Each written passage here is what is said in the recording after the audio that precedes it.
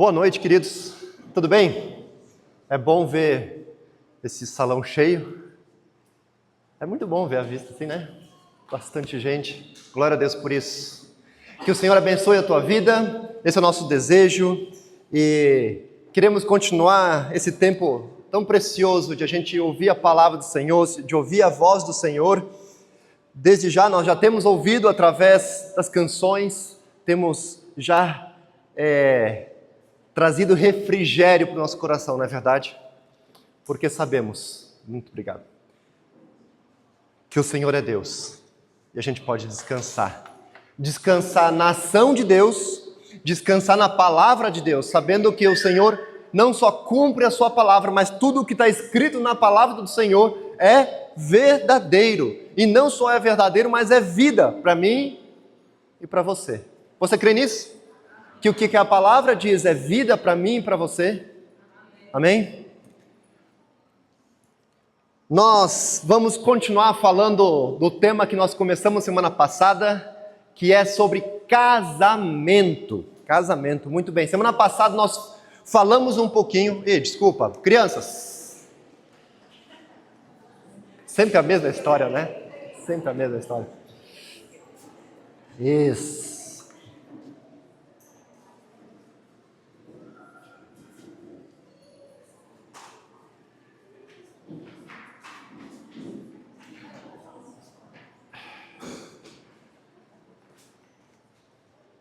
Clara, você pode me ajudar? Lá atrás, no fundo, lá, tem uns papéis dentro daquela caixa marrom ali, da caixa de madeira, e tem umas canetas. Você pode me ajudar a distribuir esses papéis? Por favor.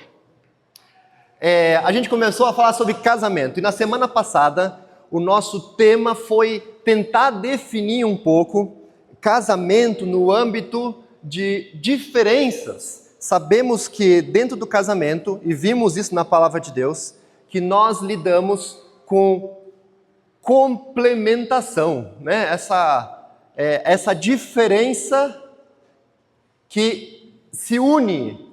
Nós temos unidade na diferença. E nós vimos isso, que isso vem da criação de Deus. Não é simplesmente algo que está na Bíblia moral, como uma simples regra, mas vimos que isso Deus implantou na própria natureza, na sua criação, e isso tem um objetivo específico, que é de revelar quem Deus é acima de tudo.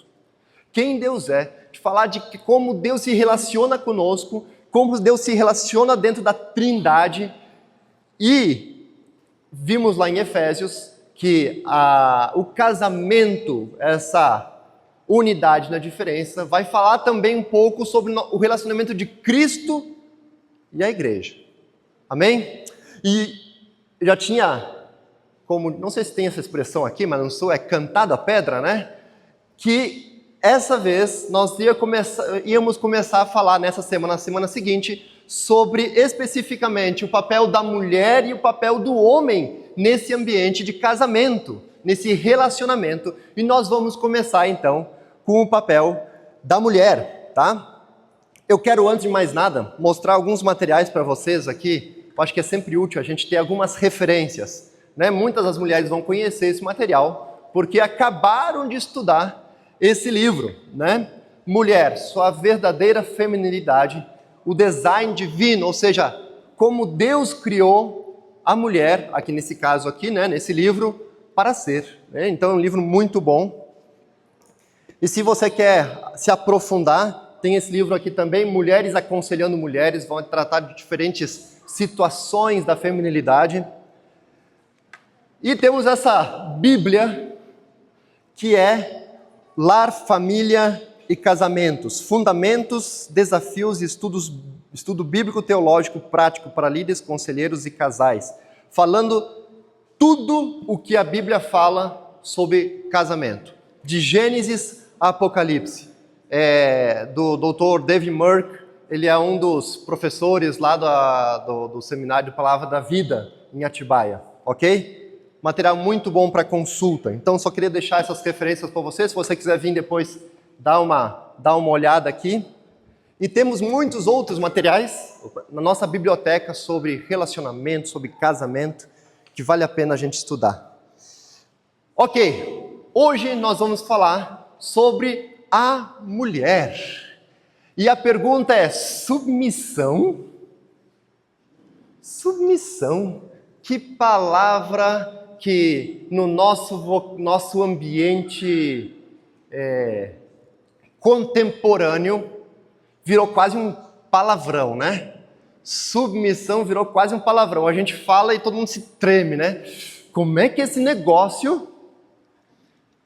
E a Bíblia vai falar sobre submissão.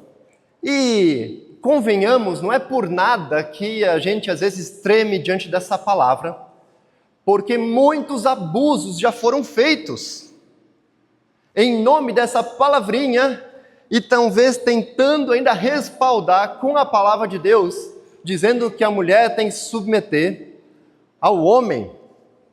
E nós vemos hoje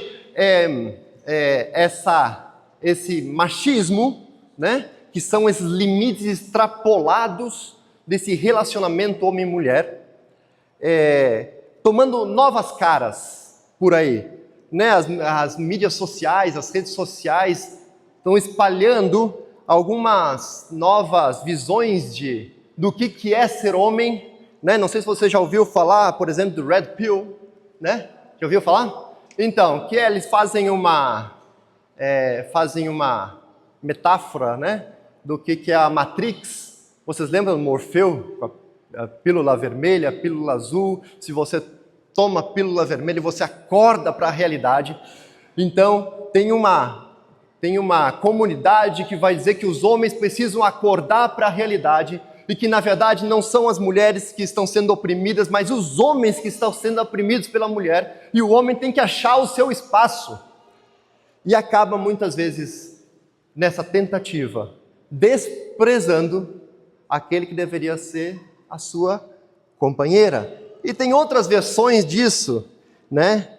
Emmental, não sei se já ouviram falar isso numa tradução livre aqui do inglês, é uma sigla, que é: os homens precisam tomar seu próprio caminho, né? Então agora esquece a mulher, esquece porque ela só gera problema.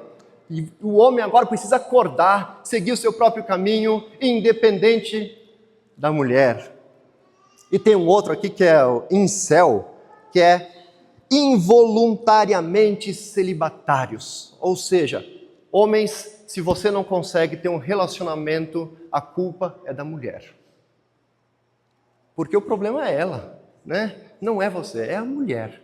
Então nós vemos hoje essas novas faces, né? De um machismo, de uma tentativa de subjugar ou menosprezar a mulher, que não tem nada a ver com a Bíblia. Nada a ver com a Bíblia. Mas a Bíblia sim vai falar de submissão. Então o que a Bíblia quer dizer? Será que a Bíblia precisa ser contextualizada e reescrita, como dizem uns por aí? E eu quero te convidar, a gente vai ler diversos textos sobre isso. Agora eu tenho o pointer aqui. Existem basicamente 4 textos que vão falar sobre esse tema, ok? Dentro do casamento, ok? Não estamos falando outros âmbitos, estamos falando dentro do casamento. Efésios 5, 22 a 24, Colossenses 3, 18, Tito 2, 4 a 5 e 1 Pedro 3, do 1 ao 6. Antes de mais nada, eu quero te convidar agora a baixar sua cabeça e nós pedirmos a orientação do Senhor diante da palavra dEle. Senhor Jesus, mais uma vez abrimos a Tua palavra em busca de orientação e eu te peço, Senhor, que Tu nos conduzas nessa caminhada, para que o Teu nome seja exaltado, para que a bênção venha sobre nossas vidas e para que tenhamos alegria e vida plena em Ti, Senhor. Em nome de Jesus. Amém. Eu quero te convidar a abrir Efésios, capítulo 5. E temos alguns tópicos aqui que vamos conversar sobre, especialmente sobre essa questão da submissão, que é tão polêmico. Ok? Existem outros âmbitos que poderíamos conversar, mas eu quero tratar sobre isso. para tentar esclarecer um pouco nossa mente qual é a visão bíblica de tudo isso, ok? E antes de mais nada, eu quero, nesse que é um dos textos mais importantes, que é Efésios 5, te dar um pouco do contexto em que o Senhor, através de Paulo, está nos falando sobre submissão. Então, o primeiro ponto que eu quero ver com vocês é o seguinte: submissão é uma orientação inicial para todo crente em Cristo. Deus chama a mim e a você, independente se você é homem ou mulher, a nós nos submetermos, ok? Acompanha comigo. Aí está na tela, se você quiser abrir a Bíblia também, fique à vontade. Diz assim: tenham cuidado com a sua maneira de viver, que não seja como insensatos, mas como sábios, aproveitando ao máximo cada oportunidade, porque os dias são maus. Portanto, não sejam insensatos, mas procurem compreender qual é a vontade de Deus, do Senhor. Não se embriaguem com vinho, que leva à libertinagem, mas sejam cheios com o Espírito, falando uns aos outros com salmos, hinos, cânticos espirituais, cantando e louvando ao Senhor de coração, sempre dando graças a Deus Pai por todas as coisas, em nome do nosso Senhor Jesus Cristo. Sujeitem-se uns aos outros no temor de Cristo. Esposas, cada uma de vocês deve se sujeitar ao seu marido como ao Senhor. Então, Paulo começa esse texto, aqui, a partir daqui desse 22, ele vai falar dos relacionamentos conjugais, mas eu quero te mostrar, em primeiro lugar, que Paulo está falando como é que nós devemos viver como irmãos, como igreja, cantando entre nós salmos, hinos e cânticos espirituais. E ele fala algo importante aqui, é que nós devemos nos encher do Espírito. E quando ele fala se encher do Espírito, depois ele vai falando os sinais de alguém que é cheio do Espírito. Um dos sinais é falando entre si com salmos, hinos e cânticos espirituais, louvando e tendo gratidão a Deus. A gratidão é um sinal de que você está cheio do Espírito. Outro sinal é quando eu e você, nós nos sujeitamos uns aos outros. A sujeição é um sinal de que eu e você somos cheios do Espírito Santo. O outro mais importante do que eu. Filipenses vai dizer isso, né? Capítulo 2. Considerem os outros superiores a você mesmo. É isso assim que Cristo agiu. E é assim que Cristo quer que eu e você ajamos. E Paulo agora ele vai trazer isso para dentro do casamento, dizendo: esposas, sujeitem-se cada um ao seu marido, como ao Senhor. Então, uma esposa que se sujeita ao seu marido, é o que a Bíblia está falando, é um sinal de plenitude do Espírito. Plenitude do Espírito. Segundo ponto. A submissão, de acordo com o que a Bíblia vai nos ensinar, é uma questão funcional e não de valor. Aí talvez que a porca torce o rabo, como dizem, que é quando nós falamos por aí de que a Bíblia nos ensina que a mulher deve se sujeitar ao marido, automaticamente na nossa mente, na mente do mundo, vai surgir: o marido se acha mais importante que a mulher não vale nada. Mas não é isso que Deus está falando. Deus está falando que a submissão é algo funcional. De como as coisas devem acontecer dentro do casamento. Ele não está falando do valor da mulher ou do valor do homem. 1 Pedro, olha o que diz. Maridos, do mesmo modo, aqui já é uma orientação para os homens, né? Sejam sábios no convívio com a sua esposa, tratando-a com honra, como parte mais frágil e co-herdeira, presta atenção, co-herdeira do dom da graça de vida. Homem e mulher recebem de Deus esse dom da vida. Ela é co-herdeira disso.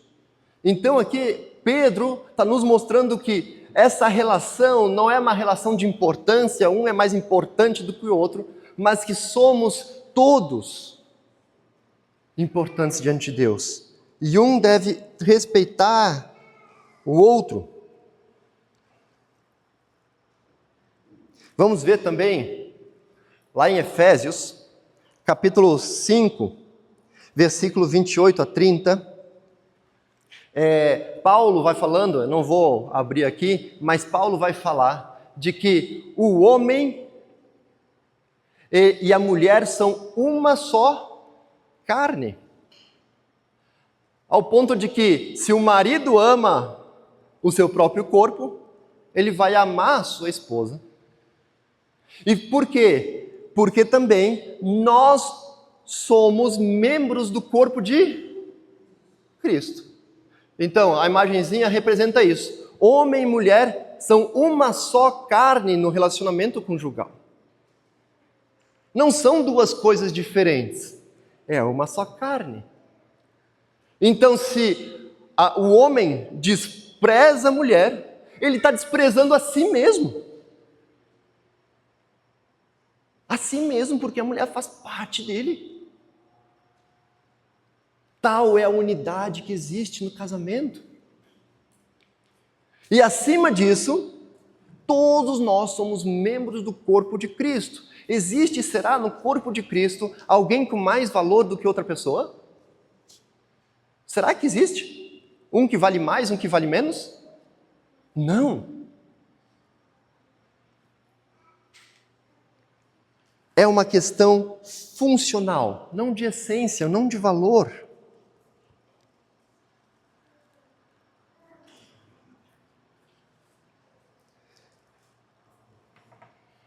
Eu ouvi uma ilustração em relação a isso, falando que casamento é como se fosse pneus de um carro. Que os pneus são todos iguais, não são? E todos realizam juntos um mesmo trabalho de conduzir o carro para frente. Mas a verdade é que os pneus da frente, eles que vão dar o quê? A direção. E o pneu de trás, ele vai dar estabilidade, né? Eu e a Júlia, a gente teve a oportunidade de estudar na Argentina, por 3 anos lá no seminário. E lá na Argentina, quando a gente ia para o interior, lá servir numa igreja, na região metropolitana, assim, na verdade, eles tinham o que eles chamavam de remis. Remis é um táxi de segunda categoria, né? Terceira categoria, melhor dizendo. Era um negócio assim que dava medo de entrar dentro, assim, né? A gente entrava no carro, o carro ia assim, né? Dançando. Meu Deus, será que esse carro vai chegar aonde ele tem que chegar? E o que está acontecendo? O desalinho, né? Tá desalinhado, aquele carro estava desalinhado, por isso que ele balançava. E às vezes nosso casamento é assim, né? Todos têm o mesmo valor, mas se a gente não ocupa as funções que nos são respectivas, a gente vai andar que nem esse remis. O negócio vai andar, mas vai andar meio torto, penando para chegar onde deveria. Assim como nesse exemplo, dentro da esfera da missão, cada um exerce, homem e mulher, uma função especial e intransferível. E é nesse contexto funcional que entra a liderança masculina e a submissão feminina. Funcional. Vamos passar para o próximo? Submissão é complemento no propósito. O que eu quero dizer com isso? Deus nos deu orientações na palavra de Deus, não é verdade? Lá no Jardim do Éden, quando Deus criou o homem e a mulher, Ele deu uma missão. Uma é da procriação, como a gente viu semana passada, de espalhar a imagem de Deus nesse mundo, mas também Deus nos deu a missão de governar essa terra, de subjugar essa terra, de cuidar da criação de Deus. E nesse contexto existe uma complementaridade entre homem e mulher, entre marido e esposa. Lembram de quando Deus criou o homem? A única coisa que Deus viu que não estava certa na criação era: não é bom que o homem esteja só. Sabe por quê? Como a gente falou semana passada? Porque o homem não consegue sozinho. Ele precisava da mulher. Era necessário. O homem não conseguiria cumprir com a sua missão sozinho. Simples assim. Então, onde o homem tem a sua vulnerabilidade, a mulher chega complementando com quem ela é. E vice-versa. Onde a mulher tem a sua vulnerabilidade, o homem chega complementando quem a mulher é. E nessa complementação, os dois se tornam o quê? Uma só carne. Um só, cumprindo perfeitamente a missão que Deus deu para a humanidade.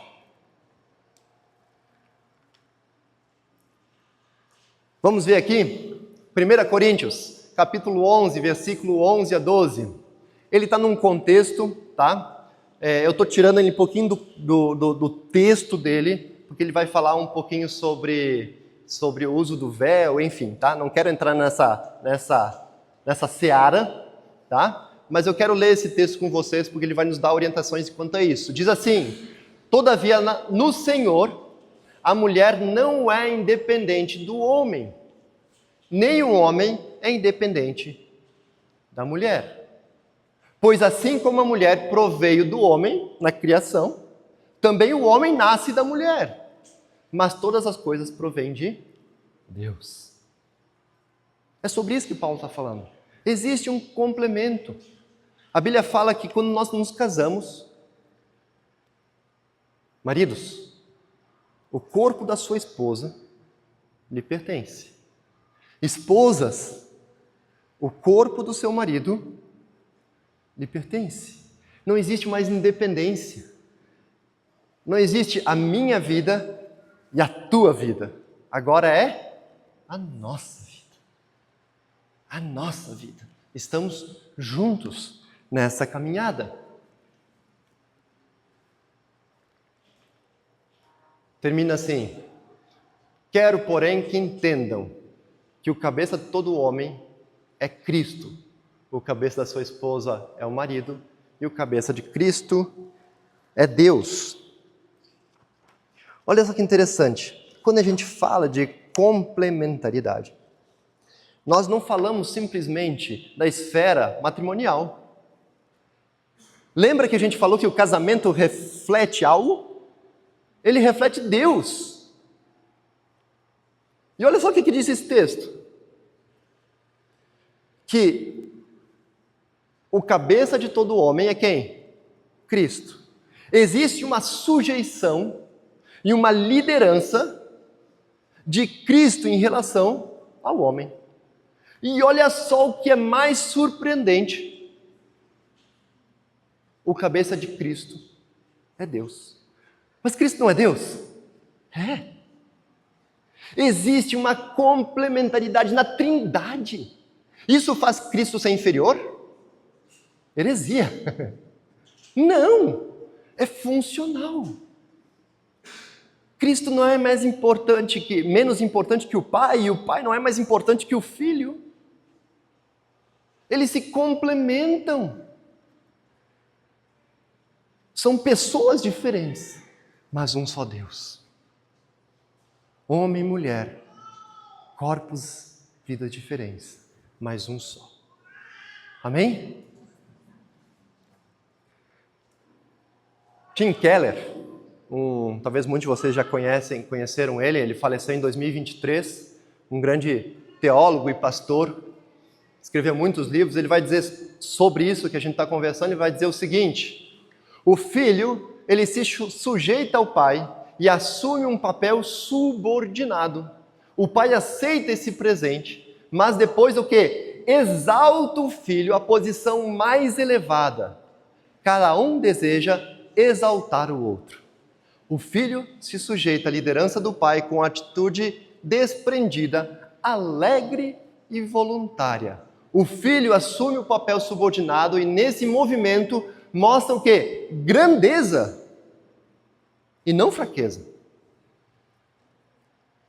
Se isso é real com Cristo e o Pai, será que não pode ser real entre marido e mulher? Deve ser, tem que ser, porque foi isso para isso que Deus nos criou. Quarto, submissão, então, nessa complementaridade, é alinhar-se à autoridade do marido. Abre lá de novo Efésios, a gente vai ler, 22 a 24, vai continuar o texto que a gente começou, vai dizer assim: esposas, cada uma de vocês deve se sujeitar ao seu marido como ao Senhor. Pois o marido é o cabeça da esposa, como também Cristo, de novo aqui, é o cabeça da igreja, que é o seu corpo, do qual ele é o Salvador. Como a igreja está sujeita a Cristo, assim a esposa esteja sujeito em tudo a seu marido. Em tudo a seu marido. O homem é chamado para liderar. Isso significa ser o cabeça. E aqui é interessante, qual é a justificativa que Deus dá? Porque ele foi criado primeiro.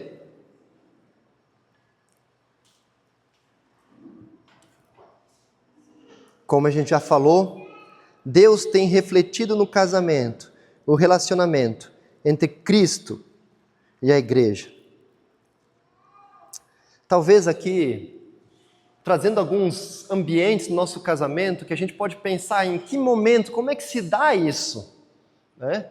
Eu acho que cada família vai ter o seu espaço, onde vai ter que entender isso, onde é que o homem tem que liderar. E onde a mulher precisa submeter, mas eu quero dar alguns exemplos aqui. Hoje o que nós vemos muito é uma dificuldade muito grande entre homem e mulher, marido e esposa nas áreas das finanças. Se diz que um dos grandes motivos de divórcio são finanças. Não é adultério, não é... O maior é finanças.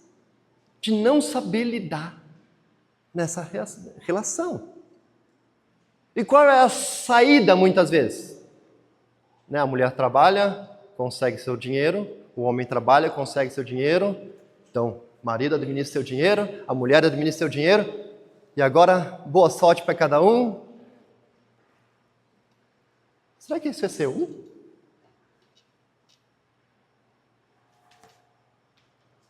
Gastamos o dinheiro como nos convém.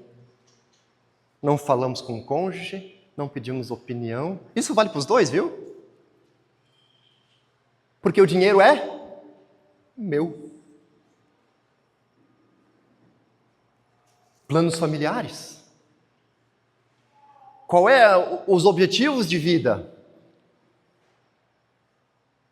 Será que temos aprendido a ser complementares nos nossos planos?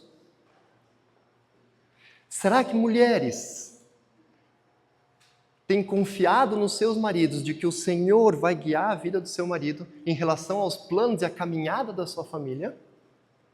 Filhos, criação de filhos. Normalmente, isso acaba caindo mais fortemente na mão das mulheres. Porque desde o ventre ela carrega esse afeto, essa responsabilidade e acaba estando mais perto da caminhada na família, na escola, dos filhos. E o que acontece muitas vezes é a mulher tomando decisões sozinha nessa caminhada. Onde o homem talvez fique fora do contexto, talvez muito tempo fora trabalhando, não sabe o que está acontecendo com os filhos, não pergunta, a mulher também não não expõe e fica isso. Será que aí Deus também não quer que sejamos complementares? Já uma palhinha os maridos. É certo que a maioria dos maridos passam tempo fora. São poucos que têm o privilégio de acompanhar mais de perto, no dia a dia, a caminhada dos filhos. Mas é nossa responsabilidade saber o que está acontecendo e guiar nossa esposa e nossos filhos nessa caminhada. Saber o que está acontecendo, quais são os dramas na escola, nos estudos, quais são os dramas com os amigos. Esposas, tenham essa atitude de ir ao encontro dos seus esposos, de buscar orientação, de buscar essa confidência entre vocês. Como servir aos outros. Às vezes tem alguém no casal que tende a ser mais proativo em ajudar, em investir dinheiro, em dar dinheiro, para quem for, sair quando for para ajudar os outros. Já pensou em, junto com a sua família, você pensar em que ministério da igreja vocês vão servir? Como é que vocês vão evangelizar seus amigos? Essa complementaridade. E o marido, você precisa tomar essa iniciativa. E a mulher trazer isso para o marido quando você vê que talvez seu marido tem um pouco de dificuldade nessa área. Puxa um pouco ele. Chega junto. O que você acha? Não tome as atitudes, as decisões sozinha.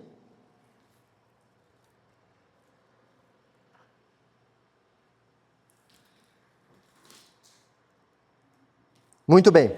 Vamos para o ponto 5. Submissão é uma ordem e não uma opção. Colossenses 3,18, e tem outros textos também que vão falar sobre isso, mas vai dizer o seguinte: esposas, cada uma de vocês deve se sujeitar ao seu marido como convém a que está no Senhor. É uma ordem, não é uma opção que Deus nos dá, né? Parece um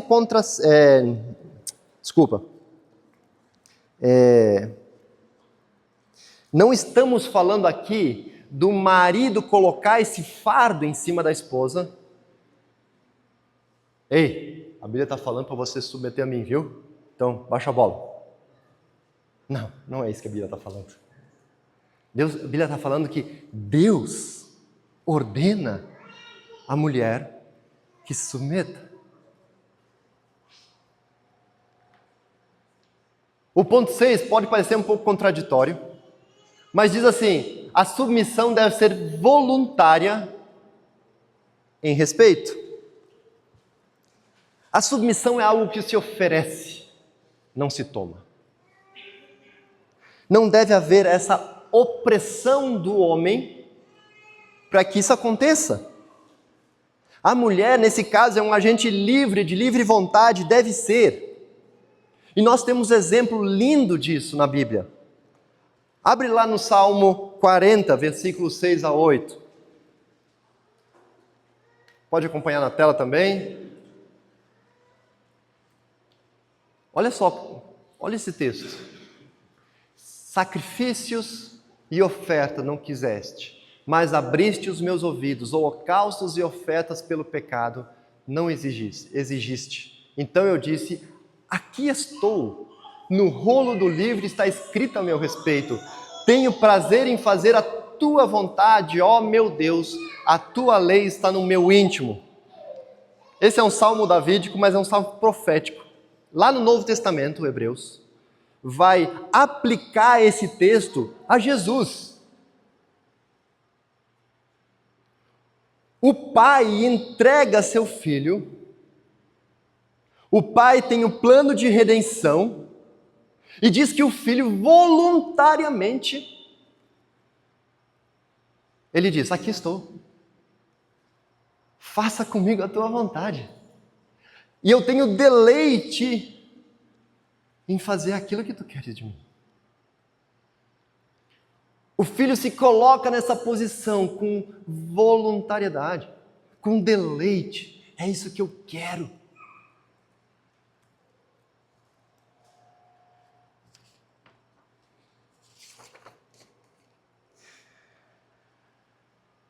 O respeito e essa oferta voluntária da submissão é o oposto de uma ideia de uma submissão ressentida, sabe?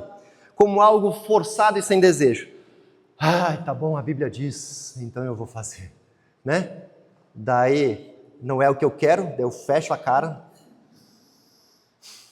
faço aquele bico para todo mundo perceber que eu não estou gostando.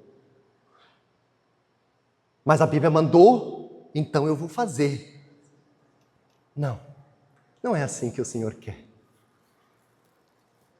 O respeito tem seu ápice no momento em que a mulher confia plenamente no seu esposo, ao ponto de se tornar talvez a sua maior fã. No entanto, a gente sabe que nem sempre essa confiança é tão plena, não é verdade? Mas a mulher é chamada a respeitar, apesar das falhas do homem em cumprir o seu papel que Deus lhe deu. No entanto, quando o Senhor se torna o foco primário da mulher, ela é capacitada pelo Espírito Santo a exercer sua função com alegria e dedicação.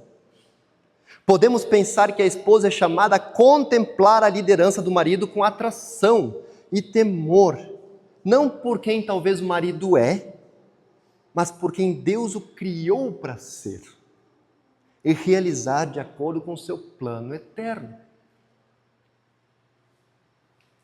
Esposas, não conheço todos os maridos aqui, e talvez você pense assim, você não conhece o meu marido.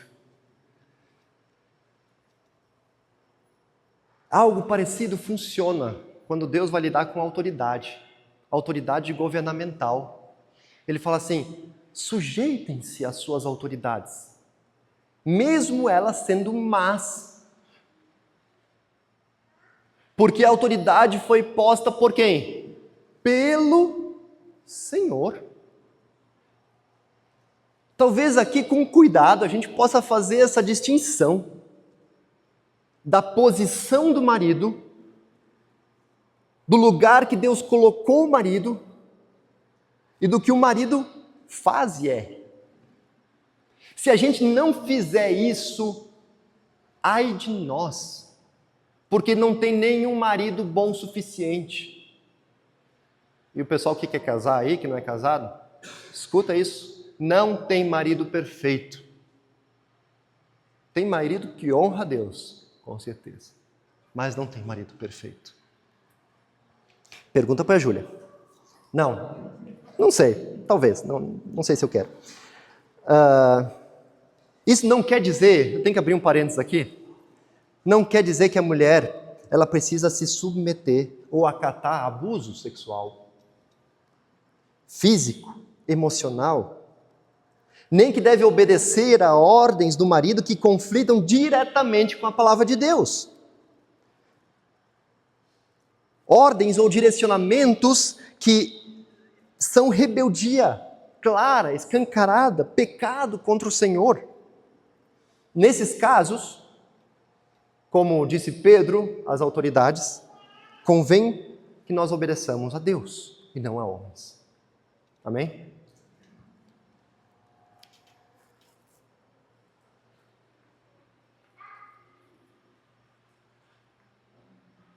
Sétimo e último ponto. Depois eu quero falar mais algumas coisinhas, mas último ponto.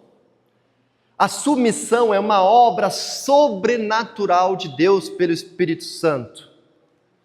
Ou talvez você deve estar pensando, Stefano, não estou entendendo, mas é complicado. Está sendo difícil. Eu vou te dizer, porque isso não é natural. É algo sobrenatural. Talvez fosse natural para Eva antes do pecado. Deixou de ser. Quando o homem e a mulher pecaram, obedecer a Deus se tornou antinatural. E para que a gente possa fazer isso, nós precisamos, sim, de uma ação sobrenatural. O pecado, ele corrompeu o ser humano e as suas relações. E o matrimônio foi um dos principais relacionamentos rompidos. A gente pode ver Adão e Eva, um jogando a culpa no outro, tentando se livrar. Sendo assim, a submissão bíblica não é algo natural. Quando o pecado entrou no mundo, a complementaridade entre homem e mulher e o cumprimento pleno de suas funções deu espaço para desejos egoístas, protecionistas e competição entre o casal. Lá em Gênesis 3:6 vai falar esse versículo: teu desejo será para o teu marido, e ele te governará. Isso é uma consequência que Deus declara que vai acontecer depois da queda. Ele se volta para a mulher e fala isso. De modo superficial, eu quero dizer que o que Deus está falando aqui é que agora essa liderança do marido, ela vai se subverter e vai se tornar opressão. Quando o marido devia proteger a mulher, lembra que a gente falou da vulnerabilidade da criação, da procriação, de cuidar dos filhos? A mulher está colocando todos os seus esforços ali, o homem precisava proteger. Em vez de proteger, o que o homem faz? Abusa. Se coloca por cima, despreza. É isso que acontece. E nessa situação vulnerável e de perigo diante agora dessa ameaça do homem, a mulher tenta se proteger. E é isso que a gente está vendo hoje. Então, gente, não é por nada que a gente vê os papéis se invertendo hoje. É porque algo aconteceu. E existe sim, é fato, uma opressão sobre a mulher. Eu quero salientar 3 caminhos possíveis que a mulher pode tomar diante dessa situação. E é o que a gente vê hoje em dia. A primeira é subjugar o homem. Ah, mas a mulher não tem a força física para isso. Ah, mas a mulher tem muitas armas. Né, mulheres? Tem muitas armas. Fala mansa. Influenciar, né? Essa como é que a gente pode dizer aqui? Eita, me fugiu a palavra. Quando a gente leva a outra pessoa a fazer o que nós queremos. Manipular, muito obrigado. Uma manipulação emocional, muitas vezes. Uma manipulação física. Né? Então, o homem quer se achegar à sua esposa. Não. Começa a se negar. Então, a mulher pode tomar essa atitude. Para me proteger daquele que me ameaça, eu tento agora controlar aquele que me ameaça. Aquela situação, eu preciso controlar a situação. Eu não confio mais. O segundo caminho que pode ser é o de declarar a independência do homem. E esse é o veio feminista que corre hoje. Eu não preciso mais do homem, eu me completo em mim mesmo. Eu declaro independência. O homem só estorva, só atrapalha a minha caminhada, as minhas conquistas, os meus sonhos. Para que eu vou casar? Para que eu vou ter um relacionamento? Eu não preciso mais. Para que me submeter, se você é casado, para que me submeter ao meu marido? Eu vou perder todos os meus sonhos profissionais, seja lá o que for.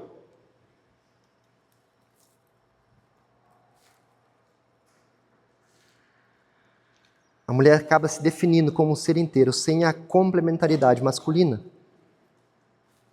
E aí entra o rancor contra o homem, a arrogância, tristeza, uma atitude raivosa, competição. O meu marido não é complemento, agora é um obstáculo. E uma terceira que eu quero salientar aqui é eu tentar agora, como mulher, eliminar a minha vulnerabilidade. Tudo aquilo que me torna talvez vulnerável, eu preciso arrancar de mim mesmo. Então, ter filhos já não entra mais. E a mulher começa a flertar com o aborto. Porque o meu filho, ter filho agora, me deixa vulnerável, eu não consigo mais caminhar livremente. Ela busca cada vez mais se parecer com aquele homem que ela tanto se opõe e que é seu abusador. Ela tenta criar seu próprio destino. Se solteira, busca ser independente de Deus e do homem, já não quer se casar nem depender do cuidado de um marido. Quer, assim como o homem que ela detesta e rejeita, viver uma vida talvez sexual ativa, sem compromisso. Caminha para o aborto, caminha para tantos outros caminhos. Se já é mãe, nega sua suprema capacidade de cuidado e abrigo aos filhos e terceiriza a criação dos filhos para alcançar seu glorioso sonho de sucesso pessoal e individual. O problema é que essa mutilação da mulher retira da mulher o que lhe é essencial, o que lhe configura como mulher, aquilo que a difere do homem e a faz tremendamente bela e única. E é isso que ela acaba tentando arrancar da sua vida. E daí vem as depressões, as ansiedades, porque eu não consigo mais me submeter ao Deus que me pede para me submeter ao meu marido.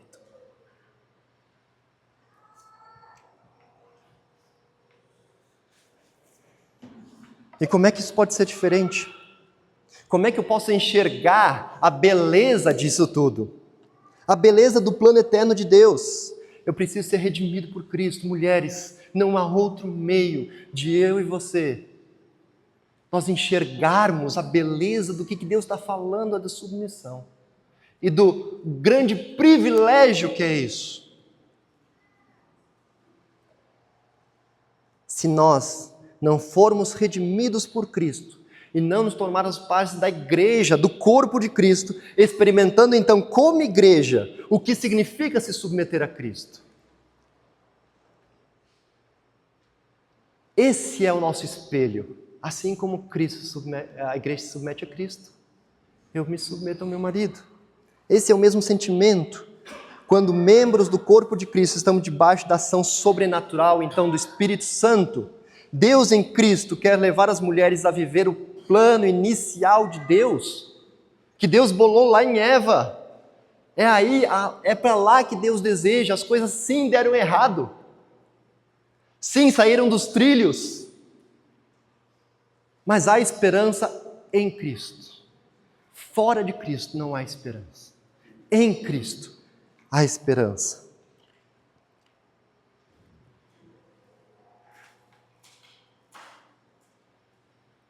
Um minutinho para cada coisa. Mas o que eu faço quando meu marido não merece respeito? Existem situações mil que você pode me dizer, marido que bebe, marido que é drogado, marido que passa mais tempo fora de casa do que em casa e que faz questão de não vir para casa. Você pode pensar em inúmeras situações. Aqui, o que eu faço nessa situação? Em última análise, a sua submissão, mulher, não é simplesmente para o seu marido, é para Deus. Então, quando você precisar tomar uma decisão de se submeter ao seu marido, pense, eu preciso me submeter a Deus. E o Deus, que é o seu Pai, Cristo, que é o seu noivo perfeito, Ele não falha e Ele não descansa a sua cabeça. Enquanto o seu marido terreno, talvez, não lhe dê a devida proteção e encaminhamento, o Senhor dos céus, Ele está sempre com você. Ele vai te honrar. Quando Cristo se submeteu a Deus, Deus lhe deu o nome que estava acima de todo nome. É isso que Cristo quer fazer com você. O socorro último na sua vida vem de Deus. Mas o que eu faço se o marido não é crente? 1 Pedro, abre ali rapidinho. 1 Pedro 3, 1 a 6.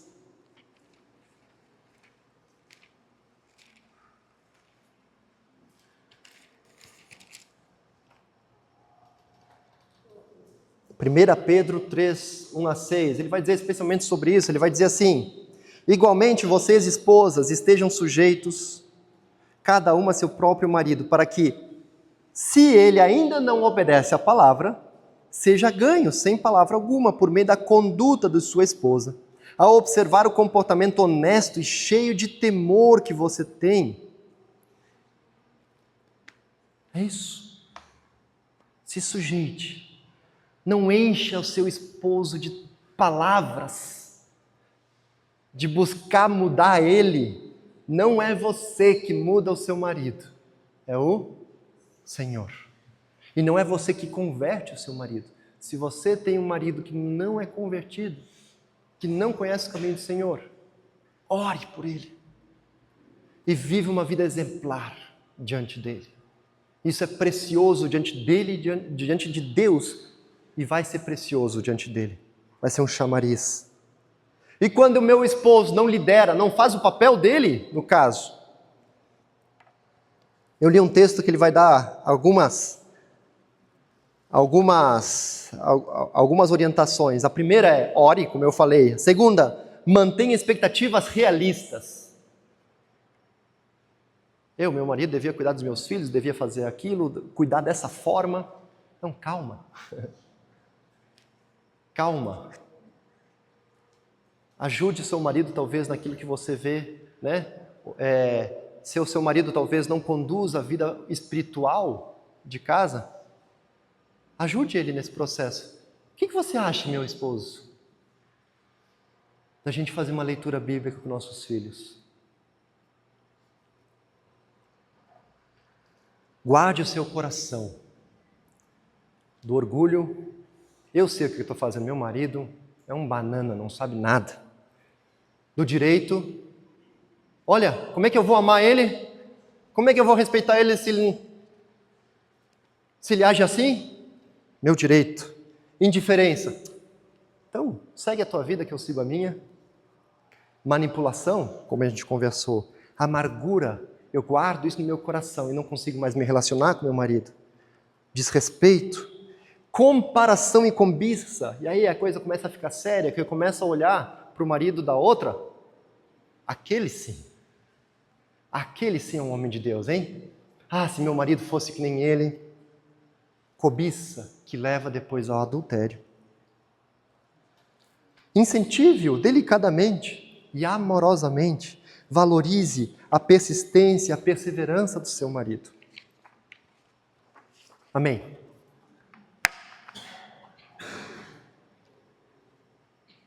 Essa é a palavra que o Senhor tem para nós. Amém? Que isso seja verdade na tua vida. Você recebeu um papel na sua mão, tá? E esse papel, eu poderia ter explicado no começo, esqueci, só pedi para distribuir. É para você, talvez você ficou com aquela pulga atrás da orelha, ficou com aquela dúvida, e o que eu faço nessa situação e naquela situação? A Bíblia realmente vai falar sobre isso, esse ponto. Anota no papel, tá? A gente tentou facilitar para vocês, botar na sua mão esse papel, para que você possa anotar, e lá atrás tem uma caixinha de madeira, escreve a sua pergunta que a gente vai ter um momento, né, para responder isso. A sua pergunta não vai ficar sem resposta, ok? Abaixa a tua cabeça, o pessoal do louvor pode chegar até aqui.